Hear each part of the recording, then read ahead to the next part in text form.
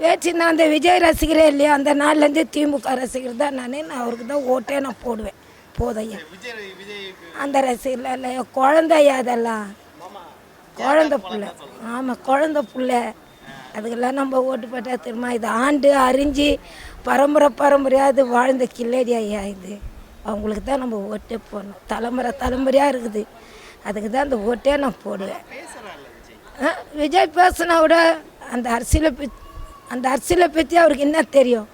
இவங்க பரம்பரையாக பாட்டி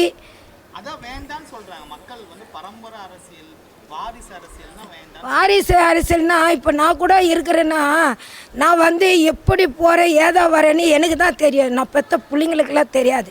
அது தெரியுமா? சின்ன பிள்ளைங்க அதுங்களுக்கெல்லாம் தெரியாது. எனக்கு என்ன இந்த வழி இப்படி போகணும், இப்படி வரணும், அப்படி செய்யணும், அப்படி கொள்ளணும், என் பிள்ளைங்களை என்ன அப்படி வளர்க்கணும் இந்த மக்களுங்களேன்ட்டு தெரியும். அதுக்கு தெரியுமா? என் பிள்ளைங்களுக்கு தெரியுமா? புள்ள பெற்றுக்கிறதுக்கு எப்படி காரணம்? அதுக்கேற்ற வழி பண்ணணும். நம்ம அந்த வழி பண்ணால் ஸ்டான்லி ஐயா வருவார், சேகர் பாபு ஐயாவும் வருவார்.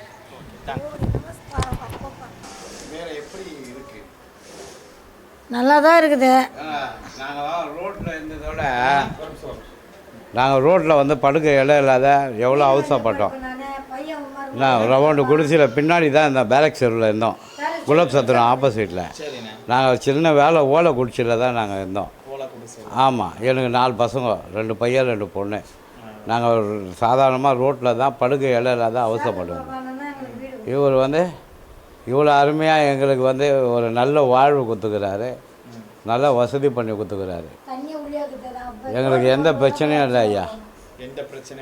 ஆமாம், சந்தோஷமாக இருக்கிறோம். நாங்களும் எங்கள் பிள்ளைங்களும் நல்ல மாதிரி வராங்க போகிறாங்க, நல்ல மாதிரி இருக்கிறோம். எந்த குறையும் இல்லை. சரி, இப்போது இந்த ஆட்சி வேணும் என்ன நோக்கத்தோட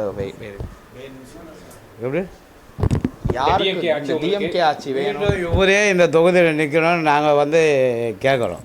என்ன காரணம்? இவர் நல்லதை செய்கிறாரு. இது மாதிரி ஏழைங்களுக்கு இல்லாதவங்களுக்கு நல்லதை பண்ணுறாரு. அதனால இவர் தான் வேணும் மறுபடியும் அந்த தொகுதிக்கு அப்படின்னு கேட்குறோம். விஜய் அவர்களோட பேச்செல்லாம் பார்த்துருக்கீங்களா? எப்படி இருக்கு? ஏங்க நாங்கள் அவரெல்லாம் புதுசாக வந்துக்கிறாருங்க. இவர் இந்த தொகுதி வேறு யாருன்னா இந்த தொகுதிக்கு டிஎம்கே நின்னா கூட சரி, அப்போ விஜய் பற்றி, எடப்பாடி பற்றி, மற்றவங்கள பற்றி நாங்கள் யோசனை பண்ணுவோம். சேகர் பாபு தவிர வேறு யாருன்னா நின்னாங்கன்னா அவங்களுக்கு நாங்கள் இது பண்ணுவோம். ஏன்னா இந்த தொகுதியில் அவர் தவிர வேறு யாருன்னா நின்னாங்கனாக்கா கண்டிப்பாக எங்கள் ஓட்டு அவங்களுக்கு போட மாட்டோம், டிஎம்கேக்கு போட மாட்டோம். வேறு யார் நிற்கிறாங்களோ நல்லது செய்கிறவங்களுக்கு அவங்களுக்கு நாங்கள் ஓட்டு போடுவோம்.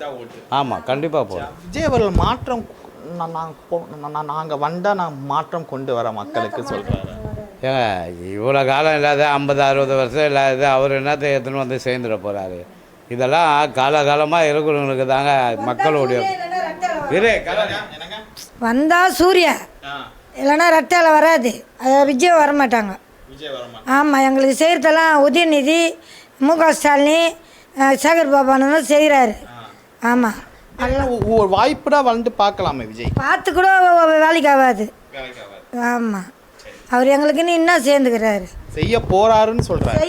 எப்போ செய்து வீடு கொடுத்துட்டாரு, எல்லாத்தையும் பண்ணிட்டாரு. நாங்கள் நிம்மதியாக இருக்கிறோம்.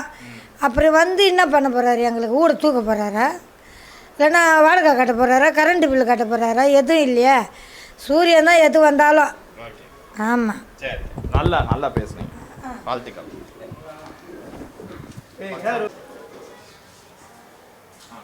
ஒரு அமைச்சர் என்ன பண்ணணும்ண்ணா சொல்லுங்கள். நீங்கள் ஒரு அமைச்சர் என்ன பண்ணணும்? பப்ளிக் பாத்ரூமை ஒரு கதவை திறந்து பார்ப்பார் அவர். வேறு எந்த அமைச்சரும் அந்தமாரி பண்ண மாட்டாங்க தெரியுமா? ஒரு பப்ளிக் பாத்ரூமில் யாரும் ஒரு எம்எல்ஏ கூட உள்ளே எட்டி பார்க்க மாட்டாங்க. அவர் வராருன்னா ஒரு கவுசம் திறந்து பார்ப்பார், எப்படி இருக்குது பாத்ரூமு, என்ன க்ளீன் பண்ணுறீங்களா இல்லையான்னு சொல்லி அவர் பார்க்குற ஒரே அமைச்சர் சேகர் பாபுனை தவிர வேறு யாரும் இல்லை. இனி வேறு அமைச்சரோ யார் எம்எல்ஏவோ யார் வந்தாலும் அந்தமாரி செய்வாங்கன்னு கூட எதிர்பார்க்க முடியாது. ஆனால் சேகர் பாபுனை மாரி வேறு யாரும் வர முடியாது, வந்தாலும் ஜெயிக்க முடியாது. அவர் தொகுதி இது. விஜய் ஸ்டூடெண்ட்ஸ் ஓட்டு புதுசாக அவரை எதிர்த்து யார் நின்னாலும் டெபாசிட்டே இல்லை. அண்ணனை தவிர்த்து வேற யாருமே வர மாட்டாங்க. புதுசாக இல்லைனா ஸ்டூடெண்ட்ஸ் விஜய் அவர்கள் வரதுக்கு மாற்றம் வேணும் ஆசைப்படுறாங்க. நான் இப்போ உங்களுக்கு சிம்பிளாக சொல்கிறேண்ணா, நாங்கள் பைக் ஓட்டினா எப்படி இருக்கும்? ஒரு 2 வயசு குழந்தைக்கு பைக் விட்டால் எப்படி இருக்கும் சொல்லுங்கள்? 2 வயசு கிட்ட போய் பைக்கை கொடுத்தா என்ன பண்ணோம்? ஒரு பெரிய பைக்கை 2 வயசு குழந்தைகளை கொடுத்தா என்ன பண்ணுவோம்? எங்கன்னா போய் யாரும் ஒரு 10 பேர் 20 பேர் சாவ வச்சு தான் போவோம். இது பெரியவங்க கார அதுக்கு அவருக்கு அருமை தெரியும். அவர் எப்படி பண்ணணும்னு அவருக்கு தெரியும். அவருக்கு என்ன சினிமாவுக்கு டான்ஸ் ஆடுறது தான் தெரியும் அவருக்கு. வேறு என்ன தெரியும் அவருக்கு சொல்லுங்கள். இப்போ அதில் ஒரு 10 வருஷம் 20 வருஷம் ஒரு ப்ரெஸ் மீட் கொடுத்துருக்காரு அவர். இது வரைக்கும் எதுவுமே கொடுத்ததில்லை அவரை நம்பி வேற ஓட்டு வேற போடணுன்றீங்க. இந்த தொகுதியை பொறுத்த வரைக்கும் அண்ணனை தவிர்த்து வேற யாருமே வர மாட்டாங்க. சார்பாபா அண்ணன் தான் இந்த தொகுதி. துறைமுகத்தை பொறுத்த வரைக்கும் அவர் மட்டும்தான். நான் பொறுப்பில் இருக்கிறேன். அதிமுக பொறுப்பில் இருக்கிறேன். புரியுதா? அப்படி இருந்தும் நான் சேகர்பாபு பற்றி பெருமையாக பேசுகிறேன்னாக்கா அதுக்கு காரணம்னா இவ்வளோ குடும்பம் 777 குடும்பம் வந்து இந்த பில்டிங்கில் படுக்குதுன்னாக்கா அதுக்கு சேகர்பாபு மெயின் காரணம். புரியுதா? ஏன்னா எல்லாருமே சாதாரணமாக போய் பாருங்கள், பிளாட்ஃபாரத்தில் படுக்கை இடம் இல்லாத எவ்வளோ அவசரப்பட்டாங்க. எத்தனை குடும்பம், யாரும் எந்த அரசியல்வாதியோ இதுவரை அவங்களுக்கோசரம் பாடுபட்டதில்லை. ஆமாம், வடசென்னை 75% முடிஞ்சிச்சு பிளாட்ஃபார்ம். இல்லை பூக்கோல போய் பாருங்க, ஒரு ஜனங்க ரோட்டில் படுக்குதான்னு போய் பாருங்க.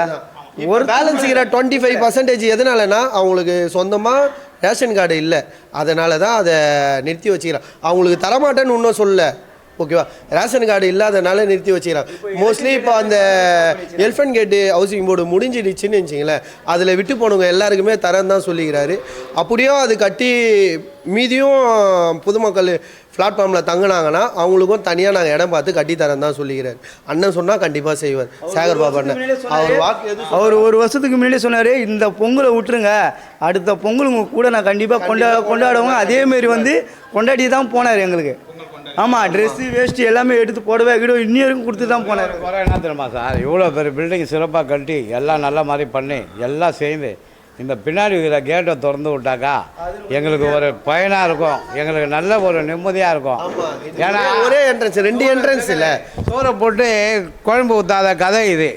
எங்களுக்கு இந்த பக்கம் தான் கடையெல்லாம் இருக்குது, எல்லா வசதியும் இந்த பக்கம் தான் இருக்குது. இங்கேருந்து ஒரு வயசானவங்க போகணுன்னா கூட முடியல. இங்கேயே நைட்டில் 10 மணி இங்கேயே வந்து நைட்டு இது முக்கியமான பிரச்சனை சார். பண்ணிவிடுவாங்கன்னாக்கா நீங்கள் மட்டும் போயின்னு இருந்தால் போடுங்க. இதெல்லாம் 10 மணிக்கு மேலே இங்கே கடை போடக்கூடாதுன்றாங்க. இப்போ இந்த மாதிரி கடை இருக்கிறதுனால தான் எங்களுக்கு பயனாக இருக்குது. வெளியே போகாத இது ஏதோ ஒரு அர்ஜென்ட்டுக்கு ஒரு வயசானவங்க போகிறாங்க, ஒரு பால் பாக்கெட் வாங்க. ஏன் போடக்கூடாது சொல்கிறாங்கன்னா, நம்ம கடையாக வந்துன்னு வச்சுக்கோங்களேன், க்ளீனஸ் இருக்கார், க்ளீனிங் இருக்கார். ஸோ அந்த காரணத்துக்காக தான் வந்து நம்மளுடைய வீடை நம்ம எப்போ நீட்டாக வச்சுப்போம்ல. ஸோ நான் எல்லா கிட்டே சொல்லி 100% சார் நம்ம இல்லைன்னு சொல்ல, ஓகேவா? இப்போ ஆத்திர அர்ஜென்ட்டுக்கு ஒரு எமர்ஜென்சிக்கு எதனா ஒரு உப்பு மறந்துடுவாங்க, இல்லை 9வது மாடி எங்கள் வீடு, ஒரு உப்பு மறந்துடுவாங்க. சப்போஸ் சொல்கிறேன், ஒரு காப்பி கடை போனோன்னா சக்கரை மறந்துட்டு வந்துட்டாங்கன்னா, காப்பி தூள் மறந்து வந்துட்டாங்கன்னா மறுபடியும் இறங்கி நாங்கள் இங்கேருந்து வெளியே போனோன்னா இப்படி இருந்து மெயின் ரோடுக்காக போயிட்டு மின்டி ஷீட்டை சுற்றின்னு இப்படி வந்து என்னென்ன சைடில் வந்து மறுபடியும் இந்த என்ட்ரன்ஸுக்கு இப்படி சுற்றின்னு வருதா இருக்குது. ஓகேவா? இது ஒன்று தான் கஷ்டம். பார்க்கலாம் நான் நல்லா பண்ணியிருக்கேன் சார், எல்லாமே சூப்பராக இருக்குது. பார்க்கு, ஜிம்மு, லைப்ரரி இருக்கிறேன். என் பையனை பாக்ஸிங் சேர்த்து வச்சுருக்கிறேன்.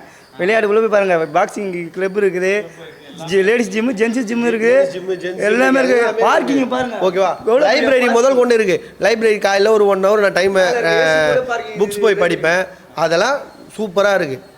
லைப்ரரி முதல் கொண்டு எல்லாமே தெரியுமா? இது எங்களை சுற்றி பணக்காரங்கண்ணா, அவங்களுக்கு எதிர்ப்பாக நாங்களும் இந்தமாரி இருக்கணும்னு சொல்லிட்டு எங்களை இங்கே வந்து வீடு வாங்க ஆசைப்படுறாங்க. இதில் வந்து 5000 பேர் வேலை செய்த இடம் சார் இது. இந்த இடம்லாம் அவ்வளோ சாதாரணமாக அவசியம் போட்டு கட்டவும் முடியாது.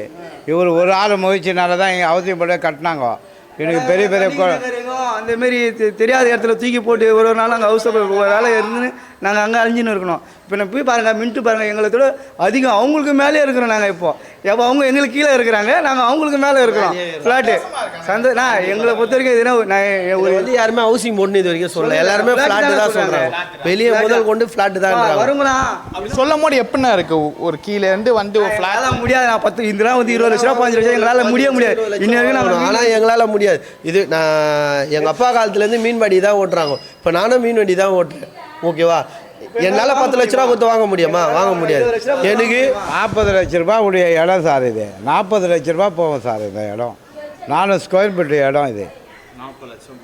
ஆமாம் சார், இந்த இடத்துல வாங்கினாக்கா 40 லட்ச ரூபா போகும் சார். இங்கே 400 ஸ்கொயர் ஃபீட்டு இது. சரி 450 ஸ்கொயர் ஃபீட்டு. சரி. நான் இந்த மாதிரி ஒரு இடத்துல, அதுவும் இந்த இடத்துல வீடு கட்டி கொடுக்குறதுன்றது ஒரு பெரிய விஷயம். என்னப்பா உங்களுக்கு அவ்வளோ பெரிய வீடெல்லாம் கொடுத்துக்கிறாங்க. எங்கள் ஓனர் சொல்கிறேன், எப்பா எனக்கு என்ன ஒரு வீடு நான் சொல்லுங்கப்பானே. சார் எங்களுக்கு கொடுத்ததே பெரிய இல்லைப்பா, உங்களுக்கு போய் இவ்வளோ பெரிய வீடு கொடுத்துக்கிறாங்களாப்பா. யாரு சொன்னா உங்களுக்குதான் வீடு?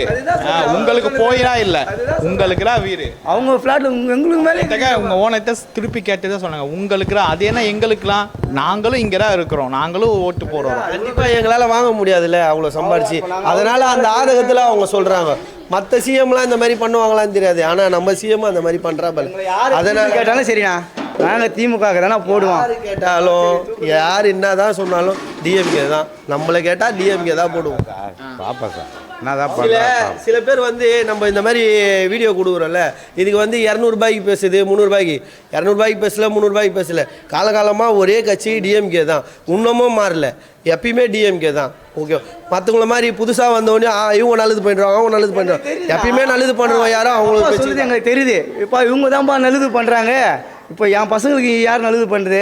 ஓனர் நான் உங்களுக்கு விசுவாசமாக இருப்பேன். சொல்லலாம் டிஎம்கே தான் சொல்லுவேன். என் பொண்ணு கூட உங்களுக்கு யாருமா போனா, யார் என்ன சின்ன பசங்களாம் கூட யாருக்குமா ஓட்டு போய்ப்பா? நான் சேகர் பாபுக்கு தானே போவேன். ஆமாம், 3 வயசு ஆகுது. எல்லாருமே அப்படி தான் சொல்லுவேன். ஏன்னா அவங்க பசங்களுக்கு தெரியுது நம்மளுக்கு இவங்க தான் செய்கிறாங்க, இவங்க தான் எங்கள் டெய்லியும் வந்து பார்க்குறவங்க யார்? அவங்க தான்.